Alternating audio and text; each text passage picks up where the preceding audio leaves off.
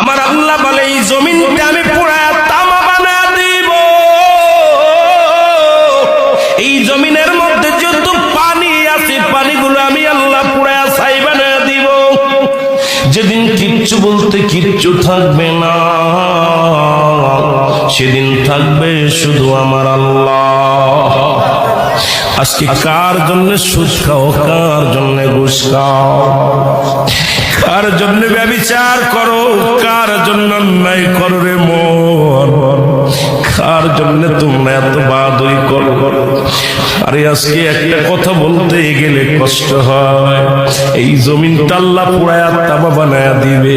এই জমিনের মাটিগুলো পুড়ে হবে তামা। এই জমিনে যত পানি আছে পানিগুলো পুড়ে হবে ছাই। এই দুনিয়ার মধ্যে কিচ্ছু যেদিন থাকবে না, ওই তুরস্কের কত বাহাদুর, কত টাকাওয়ালা মিনিটের মধ্যে